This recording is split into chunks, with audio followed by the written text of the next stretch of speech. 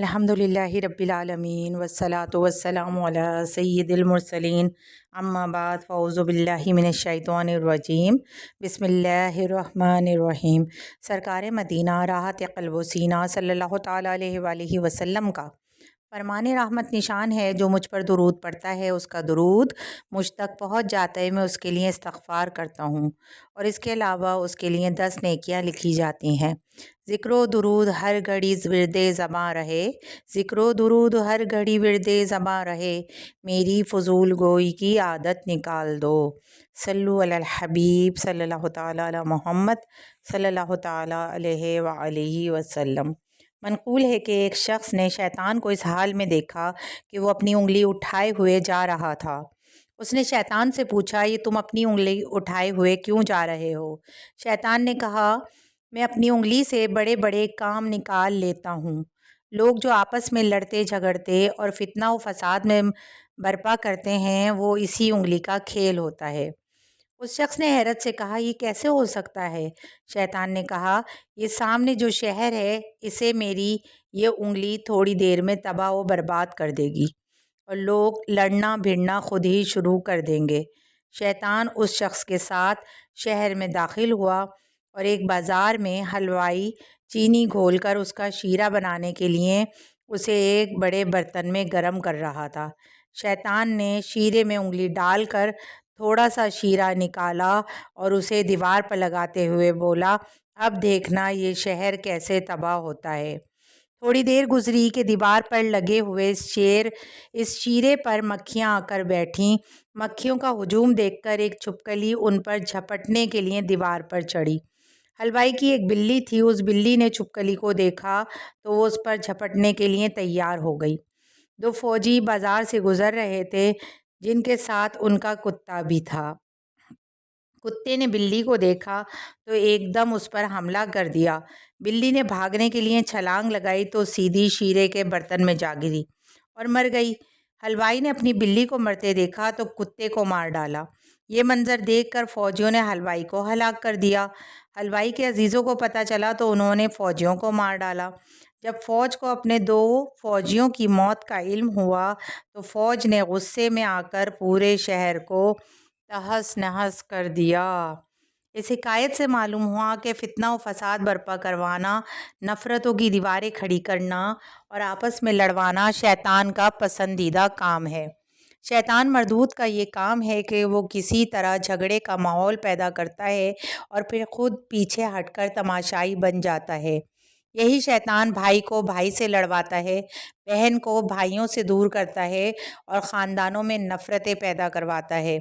और इसी की पैदा करदा लड़ाई झगड़े का ये नुकसान होता है कि कल तक जो एक दूसरे की इज़्ज़त की हिफाजत करने वाले थे, कल तक जिनकी दोस्ती और उनके इत्तेफाक व इत्तेहाद की मिसालें दी जाती थीं, कल तक जिन्हें एक दूसरे के ख़िलाफ़ एक लफ्ज़ सुनना भी गवारा ना था और कल तक जो एक दूसरे के बग़ैर खाना तक नहीं खाते थे, या कल तक जो बुरे वक्त में एक दूसरे की मददगार थे, कल तक जो एक दूसरे को नेकी के कामों की तरग़ीब दिलाया करते थे, लड़ाई झगड़े जैसे मनहूस शैतानी काम की नहूसत के सबब उनके दरमियान नफ़रतों की ऐसी मजबूत दीवारें कायम हो जाती हैं कि फिर वो एक दूसरे को देखना भी गवारा नहीं करती।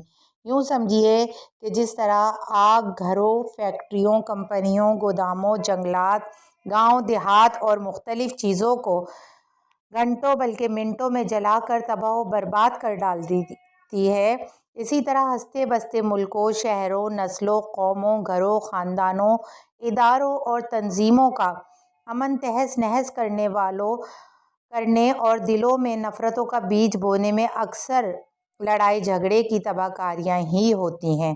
शैतान के इस ख़तरनाक वार से ख़बरदार करते हुए पारा 15 सूरह बनी इसराइल की आयत नंबर 53 में अल्लाह करीम इरशाद फरमाता है, तर्जुमा कंजुल ईमान, बेशक शैतान उनके आपस में फसाद डाल देता है। बेशक शैतान आदमी का खुला दुश्मन है। इसी तरह पारा 7 सूरह माइदा की आयत नंबर 91 में इरशाद रहमान है, तर्जुमा कंजुल ईमान, शैतान यही चाहता है कि तुम में बैर और दुश्मनी डलवा दे। ان آیات کریمہ کو سامنے رکھتے ہوئے اگر ہم اپنے معاشرے پر نظر دوڑائیں تو ہمارا ضمیر اس بات کی گواہی دے گا کہ آج شیطان اپنے اس وار میں کامیاب ہوتا دکھائی دیتا ہے۔ مثلاً کہیں ذات پات پر جھگڑا ہو رہا ہے تو کہیں اساتذہ و طلباء میں دھنی ہوئی ہے، کہیں میاں بیوی کے درمیان جھگڑا زور پکڑتا جا رہا ہے تو کہیں ساس بہو میں تلخ کلامی جاری ہے، تو کہیں ڈاکٹر اور مریض آپس میں لڑ بھڑ رہے ہیں، تو کہیں پڑوسی ایک دوسرے کے خون کے پیاسے ہیں، کہیں رشتہ داروں میں خانہ جنگی کا ماحول گرم ہے تو کہیں برسوں کی سہیلیوں میں انبن چل رہی ہے، کہیں پورا گھر ہی میدان جنگ بنا ہوا ہے تو کہیں پورے کا پورا خاندان باہم دست و گریباں ہے۔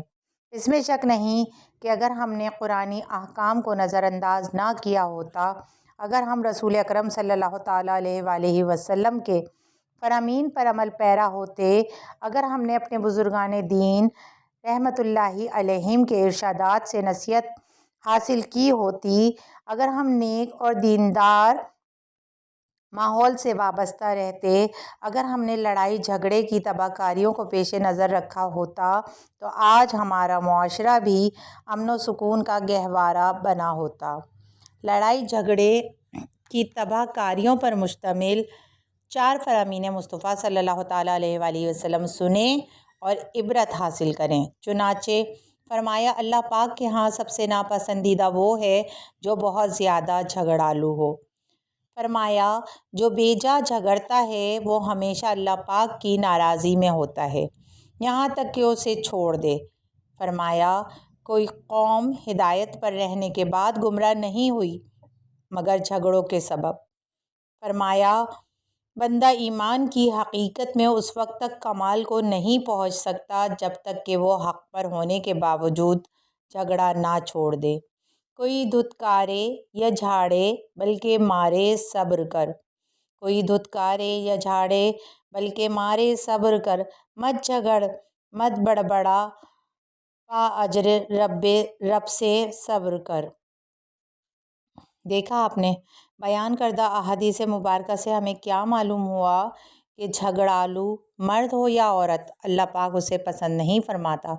جھگڑا کرنا گویا اللہ پاک کی ناراضی مول لینا ہے اور جھگڑا کرنا گویا خود کو بے وقوفی کے گڑھے میں دھکیلنا ہے۔ یہ بھی معلوم ہوا کہ حق پر ہونے کے باوجود جھگڑا چھوڑنا ایمان کامل کی علامت ہے۔ اللہ کریم ہمیں جھگڑے سے بچنے کی توفیق عطا فرمائے، آمین، بجاہ النبی الامین صلی اللہ تعالیٰ علیہ وآلہ وسلم۔ حضرت ابن حجر مکی رحمۃ اللہ تعالیٰ علیہ فرماتے ہیں جھگڑے اگرچہ حق بات پر ہوں پھر بھی ان کی کثرت ناجائز کاموں میں مبتلا کر دیتی ہے۔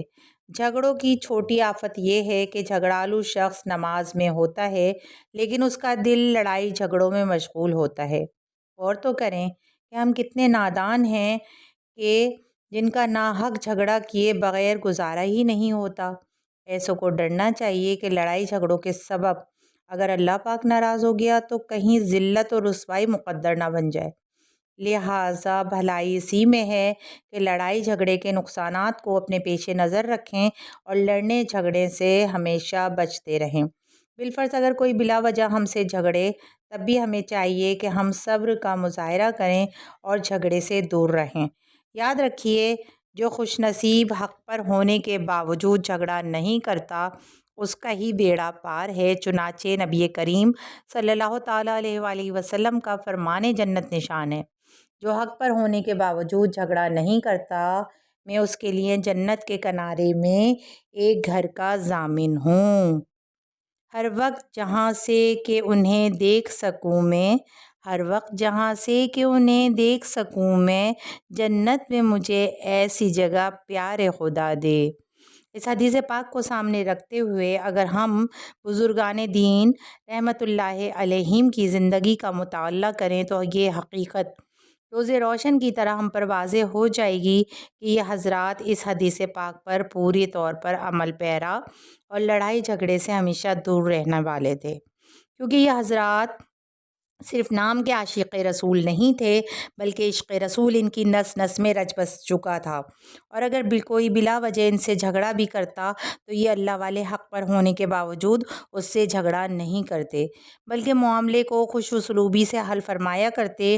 ان کے اس شاندار طرز عمل سے متاثر ہو کر ان کے مخالف بھی جھگڑا چھوڑ کر صلح پر آمادہ ہو جاتے تھے۔ آئیے اس بارے میں ایک ایمان افروز حکایت سنیں۔ چنانچہ احیاء العلوم جلد نمبر 3 صفحہ نمبر 362 پر ہے، حضرت سالم بن قتیبہ رحمۃ اللہ تعالیٰ علیہ بیان کرتے ہیں کہ حضرت بشیر بن عبید اللہ بن ابو بکرہ رحمۃ اللہ تعالیٰ علیہ میرے پاس سے گزرے تو ارشاد فرمایا، آپ یہاں کیوں بیٹھے ہیں؟ میں نے عرض کی، ایک جھگڑے کے سبب جو میرے اور میرے چچا زاد بھائی کے درمیان چل رہا ہے۔ انہوں نے کہا، آپ کے والد کا مجھ پر کچھ احسان ہے اور میں چاہتا ہوں کہ اس کا بدلہ چکا دوں۔ پھر کہا، میں نے جھگڑے سے بڑھ کر کوئی چیز دین کو ختم، مروت کو کم، لذت کو بھی ختم اور دل کو مشغول کرنے والی نہیں دیکھی۔ یہ سن کر میں جانے کے لیے کھڑا ہوا تو میرے چچا زاد بھائی نے کہا، کیا ہوا؟ میں نے کہا، میں تم سے جھگڑا نہیں کروں گا۔ اس نے کہا، تو تم نے جان لیا ہے کہ میں حق پر ہوں؟ میں نے کہا، نہیں، لیکن میں خود کو اس سے بچانا چاہتا ہوں۔ اس نے کہا، میں تم سے کچھ بھی نہیں مانگتا۔ پھر جس چیز کے بارے میں اس کا ان سے جھگڑا چل رہا تھا اسے ان کی طرف بڑھاتے ہوئے کہنے لگا، یہ تمہاری ہے۔ یقیناً ہر عقل مند اس بات کو اچھی طرح جانتا ہے کہ لڑائی جھگڑا کرنے میں کوئی بھلائی نہیں بلکہ صرف نقصان ہی نقصان ہے۔ لڑائی جھگڑوں کا نقصان صرف لڑنے والی کی ذات تک ہی محدود نہیں رہتا بلکہ اس کی تباہ کاریاں دوسرے افراد سے بھی وابستہ ہوتی ہیں اور بہت برا اثر پڑتا ہے۔ فی زمانہ میاں بیوی کا جھگڑا اس کی ایک واضح مثال ہے۔ چنانچہ کہیں شوہر کو بیوی سے شکایت ہے تو کہیں بیوی شوہر سے بیزار ہے۔ روز روز کی لڑائی کے سبب نہ صرف خود ان کی اپنی زندگی تکلیف دہ ہو جاتی ہے بلکہ اس کے برے اثرات ان کی اولاد پر بھی پڑتے ہیں۔ روز روز والدین کی لڑائیاں دیکھ کر پروان چڑھنے والی اولاد کے دل میں نہ باپ کا ادب رہتا ہے اور نہ ماں کی عزت۔ اس نااتفاقی کا ایک بڑا سبب یہ بھی ہوتا ہے کہ مرد و عورت ایک دوسرے کے حقوق کی رعایت نہیں کر پاتے اور چھوٹی چھوٹی مسٹیکس کو اپنی ضد کا مسئلہ بنا لیتے ہیں۔ مرد چاہتا ہے کہ عورت نوکرانی کی طرح رہے اور عورت چاہتی ہے کہ مرد میرا غلام بن کر رہے، میرے اشاروں پر چلے، وغیرہ وغیرہ۔ ذرا سوچئے کہ جب میاں بیوی کے درمیان ایسے برے خیالات پیدا ہوں گے تو پھر زندگی کیسے گزرے گی؟ میاں بیوی کی لڑائی کے سبب ان کے بچوں کا مستقبل داؤ پر لگ جاتا ہے، ان کی ذہنی صلاحیتوں کو زنگ لگ جاتا ہے۔ ایسوں کی نصیحت بچوں پر اثر انداز نہیں ہوتی۔ والدین کو لڑتا دیکھ کر وہ بھی مار دھاڑ کرنا سیکھ جاتے ہیں۔ ان کا دھیان تعلیم کی طرف کم جبکہ لڑائی جھگڑوں کی طرف زیادہ ہو جاتا ہے۔ الغرض روز روز کے جھگڑوں کے سبب پورے گھر کا ماحول تباہ و برباد ہو کر رہ جاتا ہے اور بالآخر اس لڑائی کا نتیجہ طلاق کی صورت میں سامنے آتا ہے۔ اور جب میاں بیوی کے درمیان جدائی ہوتی ہے تو شیطان اس پر بغلے بجاتا ہے۔ میاں بیوی کی جدائی شیطان کو کس قدر خوش کرتی ہے اس کا اندازہ اس حدیث پاک سے لگائیے۔ چنانچہ حضرت سیدنا جابر رضی اللہ تعالیٰ عنہ سے روایت ہے کہ رسول اکرم صلی اللہ علیہ وآلہ وسلم کا فرمان عبرت نشان ہے، شیطان اپنا تخت پانی پر بچھاتا ہے پھر اپنا لشکر بھیجتا ہے۔ ان لشکروں میں ابلیس کے زیادہ قریب اس کا درجہ ہوتا ہے جو سب سے زیادہ فتنے باز ہوتا ہے۔ ان میں سے ایک آ کر کہتا ہے، میں نے ایسا ایسا کیا ہے، تو شیطان کہتا ہے، تو نے کچھ بھی نہیں کیا۔ پھر ان میں سے دوسرا آ کر کہتا ہے، میں نے فلاں شخص کو اس وقت تک نہیں چھوڑا جب تک اس کے اور اس کی بیوی کے درمیان جدائی نہیں ڈال دی۔ یہ سن کر ابلیس اسے اپنے قریب کر لیتا ہے اور کہتا ہے، تو بہت ہی اچھا ہے۔ حضرت امام اعمش رحمۃ اللہ تعالیٰ علیہ فرماتے ہیں، مجھے خیال ہے کہ فرمایا اسے چمٹا لیتا ہے۔ معلوم ہوا کہ میاں بیوی میں جدائی کروانے کا عمل شیطان کو بہت خوش کرتا ہے۔ اللہ پاک ہمارے حال پر رحم فرمائے اور ہمیں لڑائی جھگڑے کروانے سے محفوظ فرمائے۔ میاں بیوی، ساس بہو وغیرہ کے درمیان ہونے والے معاملات کو اچھے طریقے سے حل کرنا چاہیے اور ایک دوسرے میں صلح بھی کروانی چاہیے اور آپس میں نا اتفاقیوں والے کوئی کام نہیں کرنے چاہیے۔ لڑائی جھگڑے کے نقصانات میں سے ایک نقصان یہ بھی ہے کہ اس کی نحوست بہت سی نعمتوں سے محروم کر دیتی ہے۔ مثلاً لڑائی جھگڑے کے دوران کسی کا سر پھٹتا ہے تو کسی کی آنکھ پھوٹتی ہے، کسی کا بازو ٹوٹتا ہے تو کسی کے پاؤں میں چوٹ لگتی ہے، کسی کے موہروں میں جھٹکا آتا ہے تو کسی کے دانت ٹوٹ جاتے ہیں اور کسی کا رشتہ دار اپنی زندگی سے ہاتھ دھو بیٹھتا ہے تو کوئی خود ہی لقمہ اجل بن کر موت کا شکار ہو جاتا ہے۔ یاد رکھیے، لڑائی جھگڑے کے جہاں بہت سے دنیاوی نقصانات ہیں، وہیں دینی اعتبار سے بھی یہ کئی محرومیوں کا باعث بنتے ہیں۔ مثلاً شب قدر وہ عظیم الشان رات ہے جس کی اہمیت مسلمان کا بچہ بچہ جانتا ہے۔ اس رات میں قرآن کریم اتارا گیا۔ یہ رات 1000 مہینوں سے افضل ہے۔ اس رات کی فضیلت میں قرآن کریم کے پارہ 30 میں ایک سورت بھی موجود ہے، مگر اس بابرکت رات کی تعین میں بھی 2 مسلمانوں کی لڑائی کے سبب پوشیدہ رکھی گئی ہے۔ چنانچہ حضرت سیدنا عبادہ بن صامت رضی اللہ تعالیٰ عنہ فرماتے ہیں، نبی کریم صلی اللہ تعالیٰ علیہ وآلہ وسلم ہمیں شب قدر بتانے تشریف لائے تو 2 مسلمان مرد لڑ پڑے۔ آپ نے ارشاد فرمایا، میں تمہیں شب قدر بتانے آیا تھا مگر فلاں فلاں لڑ پڑے تو شب قدر کی تعین اٹھا لی گئی۔ ممکن ہے یہ اٹھا لیا جانا تمہارے لیے ہی بہتر ہو، اب اسے رمضان المبارک کی آخری 9ویں، 7ویں، 5ویں رات میں تلاش کرو۔ حکیم الامت مفتی احمد یار خان نعیمی رحمۃ اللہ تعالیٰ علیہ اس حدیث پاک کے تحت لکھتے ہیں، جھگڑنے والوں کا جھگڑا ناحق بھی تھا اور اعتدال سے زیادہ بھی، جس کا اثر یہ معلوم ہوا کہ دنیاوی جھگڑے منحوس ہیں، ان کا وبال بہت زیادہ ہے، ان کی وجہ سے اللہ پاک کی آتی ہوئی رحمتیں رک جاتی ہیں۔ آئیے ہم سب نیت کریں کہ لڑائی جھگڑا نہیں کریں گے۔ لڑائی جھگڑا کرنا بہت بری بات ہے اور جو لڑ رہا ہو، جھگڑ رہا ہو، ان کے درمیان آپس میں صلح کروانے کی سنت پر عمل کریں گے۔ اگر کوئی ہمیں غصہ دلائے گا تو ہم صبر کریں گے۔ لڑائی جھگڑے کی آگ بھڑکانے والے کاموں مثلاً جھوٹ، غیبت، چغلی، حسد، تکبر، وعدہ خلافی، خواہ مخواہ کی ضد، کنجوسی، بے عزتی، بے حسی، چیخنے چلانے، گالی گلوچ، نکتہ چینی، تعصب اور ظلم کرنے سے بچیں گے۔ اگر کوئی ہمیں لڑنے پر ابھارے گا تو بھی ہم اپنے آپ کو لڑائی سے دور رکھ کر شیطان کو ناکام و نامراد کریں گے انشاءاللہ عز و جل۔ اس پر عمل کر کے آپ دیکھیے گا کہ آپ کو دونوں جہان کی بھلائیاں نصیب ہوں گی۔ ہے کرم اس پر خدائے پاک کا، ہے کرم اس پر خدائے پاک کا، اس پہ ہے نظر کرم سرکار کی۔ سبحان اللہ۔ یاد رکھیے، لڑائی جھگڑا خود بخود نہیں ہو جاتا بلکہ اس کا کوئی نہ کوئی سبب ضرور ہوتا ہے۔ لڑائی جھگڑے کا ایک سبب چغل خوری بھی ہے۔ یاد رکھیے، کسی کی بات دوسروں تک فساد پھیلانے کے لیے بیان کرنا چغلی ہے۔ انشاءاللہ عز و جل اب ہم اگر جس کے اندر میں بھی غور کروں اور آپ بھی کہ جس کے اندر چغل خوری کی عادت ہے تو اس کو دور کرے۔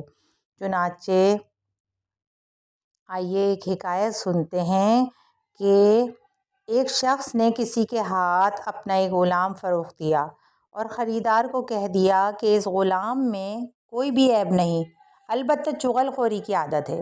خریدار نے اس عیب کو حقیر یعنی معمولی جان کر اسے خرید لیا۔ وہ غلام اس شخص کی خدمت میں رہنے لگا۔ ایک روز وہی غلام اپنے آقا کی بیوی کے پاس آیا اور کہا، بیگم صاحبہ، مجھے بہت افسوس ہے کہ آپ کے میاں کو آپ سے کچھ محبت نہیں۔ اب ان کا ارادہ ہے کہ وہ آپ کو بالکل چھوڑ دیں۔ اگر آپ کی خواہش ہو تو میں آپ کو ایسی ترکیب بتاؤں جس سے ان کا دل آپ کی طرف مائل ہو جائے اور آپ سے محبت کرنے لگیں۔ بیوی نے پوچھا، وہ کیا ترکیب ہے؟ غلام نے کہا، آج رات جب آپ کے میاں سو جائیں تو اسرا لے کر گلے کے پاس سے ان کی داڑھی کے کچھ بال مونڈ لینا اور ان بالوں کو اپنے پاس رکھنا، پھر میں ترکیب بتا دوں گا۔ اس کے بعد غلام اپنے آقا کے پاس آیا اور کہنے لگا، حضور، میں نے آج بی بی کو ایک غیر شخص کے ساتھ دیکھا۔ اور وہ آپ کو قتل کر ڈالنے کی فکر میں ہے۔ اگر آپ میرے قول کی تصدیق کرنا چاہیں تو آج رات کو آنکھیں بند کر کے سوتے بن جائیے گا۔ غلام کی بات سے اس کے دل میں شک پیدا ہو گیا۔ رات کو اس نے ویسا ہی کیا۔ عورت سمجھی کہ سو رہا ہے، استرا لے کر داڑھی کے بال مونڈنے کے لیے بڑھی۔ شوہر کا خیال پختہ ہو گیا کہ واقعی وہ عورت اسے قتل کرنا چاہتی ہے۔ فوراً اٹھ کھڑا ہوا اور استرا چھین کر عورت کو مار ڈالا۔ عورت کے عزیز و اقارب کو معلوم ہوا تو دوڑے ہوئے آئے اور وہ اس شخص کو قتل کر دیا۔ پھر دونوں کے قبیلوں میں باہم لڑائی ہوئی اور اس طرح دو خاندانوں کے درمیان قتل و غارت گری پھیل گئی۔ دیکھا آپ نے کہ اس غلام کی عادت تھی چغل خوری کی، اور چغل خوری کتنی بڑی برائی تھی اس حکایت میں۔ تو چغل خور سے تو ہمیشہ بچنا چاہیے، اور ویسے بھی ہمیں تصدیق کر لینی چاہیے۔ کوئی بھی خبر ہمارے پاس آئے اس سے پہلے اچھی طریقے سے ہمیں تصدیق کر لینی چاہیے۔ آگ بگولا نہیں ہونا چاہیے ہمیں غصے میں، کہ ہم غصے میں آگ بگولا ہو جائیں تو پھر بعد میں سوائے ندامت پچھتاوے کہ کچھ ہاتھ نہیں آتا۔ ایسا ہی ہوتا ہے۔ چنانچہ لڑائی جھگڑوں کا ایک سبب زمینوں پر ناجائز قبضے بھی ہیں۔ آئیے اس بارے میں بھی ایک حکایت سنتے ہیں اور عبرت حاصل کرتے ہیں کہ عروہ نامی ایک عورت نے حضرت سیدنا سعید بن زید رضی اللہ تعالیٰ عنہ سے گھر کے بعض حصے کے بارے میں جھگڑا کیا۔ آپ رضی اللہ تعالیٰ عنہ نے ارشاد فرمائے، زمین اسی کو دے دو۔ میں نے نبی اکرم صلی اللہ تعالیٰ علیہ وآلہ وسلم کو یہ فرماتے سنا ہے، یعنی جس شخص نے ایک بالش زمین بھی ناحق لی، قیامت کے دن اس کے گلے میں 7 زمینوں کا طوق ڈالا جائے گا۔ اس کے بعد آپ رضی اللہ تعالیٰ عنہ نے دعا فرمائی، اے اللہ پاک، اگر وہ جھوٹی ہے تو اسے اندھا کر دے اور اس کی قبر اسی کے گھر میں بنا دے۔ راوی کہتے ہیں، میں نے دیکھا کہ وہ عورت اندھی ہو چکی تھی، دیواروں کو ٹٹولتی پھرتی تھی اور کہتی تھی، مجھے سعید بن زید رضی اللہ تعالیٰ عنہ کی بددعا لگ گئی ہے۔ آخر کار ایک دن گھر میں چلتے ہوئے وہ کنویں میں گر کر مر گئی اور وہی کنواں اس کی قبر بن گیا۔ استغفر اللہ۔ دنیا میں ہر آفت سے بچانا مولا، عقبیٰ میں نہ کچھ رنج دکھانا مولا، بیٹھوں جو درِ پاک پیمبر کے حضور، ایمان پر اس وقت اٹھانا مولا۔ ابھی ہم نے لڑائی جھگڑوں کے نقصانات کے بارے میں سنا۔ اللہ کرے انہیں سن کر ان سے نفرت پیدا ہو جائے اور ہمارا بھی توبہ کرنے کا ذہن بن جائے۔ مگر سوال یہ ہے کہ آخر وہ کون سے امور ہیں جنہیں اختیار کرنے کی برکت سے ہم لڑائی جھگڑوں سے نجات پا سکتے ہیں؟ لڑائی جھگڑوں سے پیچھا چھڑانے کے لیے 7 طریقے پیش خدمت ہیں۔ حکیم الامت حضرت مفتی احمد یار خانیمی رحمۃ اللہ تعالیٰ علیہ فرماتے ہیں، گھر میں داخل ہوتے وقت بسم اللہ الرحمن الرحیم پڑھ کر پہلے سیدھا قدم دروازے میں داخل کرنا چاہیے، پھر گھر والوں کو سلام کرتے ہوئے گھر کے اندر آئیں۔ اگر گھر میں کوئی نہ ہو تو السلام علیکہ ایھا النبی ورحمۃ اللہ وبرکاتہ کہیں۔ بعض بزرگوں کو دیکھا گیا ہے کہ دن کی ابتدا میں گھر میں داخل ہوتے وقت بسم اللہ الرحمن الرحیم اور قل هو اللہ شریف پڑھ لیتے ہیں، کہ اس سے گھر میں نہ اتفاق بھی رہتا ہے، یعنی جھگڑا نہیں ہوتا، اور روزی میں برکت بھی ہوتی ہے۔ لڑائی جھگڑوں سے نجات پانے کے لیے بارگاہ الہی میں گڑ گڑائیے اور اپنے ہاتھوں کو بلند کر کے اشکبار آنکھوں سے لڑائی جھگڑوں سے نجات کی دعا مانگیے۔ لڑائی جھگڑوں سے بچنے کے فضائل اور لڑائی جھگڑا کرنے کے نقصانات پر مشتمل احادیث، روایات، واقعات اور اقوال زرعی پڑھیے۔ اپنے اندر عاجزی و انکساری پیدا کیجیے اور جھگڑا کرنے والوں کی صحبت سے بچیے۔ اپنے غصے پر کنٹرول کیجیے۔ انشاءاللہ عز و جل پھر ہم سب کا لڑائی جھگڑوں کا جب ذہن بن جائے گا نا کہ اس سے پرہیز کریں، بچنے کی کوشش کریں، تو انشاءاللہ عز و جل ہم سب ایک پرسکون اور امن والا معاشرہ پائیں گے۔ لیکن کوشش کیا کرنی ہے؟ ہم نے اپنی جگہ پر ہم سب کو کوشش کرنی ہے کہ فی زمانہ دیکھنے میں آیا ہے کہ ڈپریشن، انزائٹی اس قدر عام ہو چکی ہے کہ لوگ جو ہیں ہر وقت لڑائی جھگڑے میں تیار رہتے ہیں کرنے میں۔ غصہ اس قدر بڑھ گیا ہے، چھوٹے بچوں میں وہ غصہ ہے تو بڑوں میں بھی غصہ ہے تو بوڑھوں میں بھی ہے چڑچڑاپن۔ تو ہم نے اس کو کیسے دور کرنا ہے؟ کس سے مدد مانگنی ہے؟ اللہ سے مدد مانگنی ہے، اللہ کے رسول سے مدد مانگنی ہے، نماز سے مدد مانگنی ہے، ہر وقت باوضو رہیں تاکہ شیطان مردود ہمارے قریب نہ آئے۔ تو شیطان مردود کا تو کام ہی یہی ہے، ہم اس کا کام آسان کر دیتے ہیں نا، جب لڑتے ہیں جھگڑتے ہیں، اللہ تعالیٰ کی ناراضگی مول لیتے ہیں۔ تو اس سارے بیان میں ہم نے کیا مقصد حاصل کیا، کیا درس حاصل کیا کہ ہم نے آج سے نہیں لڑنا، سامنے والا بے شک لڑ رہا ہو، ہم نے نہیں لڑنا۔ اس لیے کہ اس میں درس عبرت بھی ہم نے سنا بیان میں، اور ہم نے اس میں فضیلتیں بھی سنی کہ کتنی فضیلت ہے کہ اگر ہم جھگڑا چھوڑ دیں حق پر ہونے کے باوجود تو اس پہ ہمیں کیا کیا انعام و اکرام ملیں گے، کیا دنیاوی فائدے ملیں گے، تو کیا آخرت کے فائدے ملیں گے، اور کیا اس کے نقصانات ہیں۔ ہم نے یہ سب کچھ سنا۔ اللہ تعالیٰ سے دعا ہے کہ عمل کی توفیق عطا فرمائے۔ وما علینا الا البلاغ المبین۔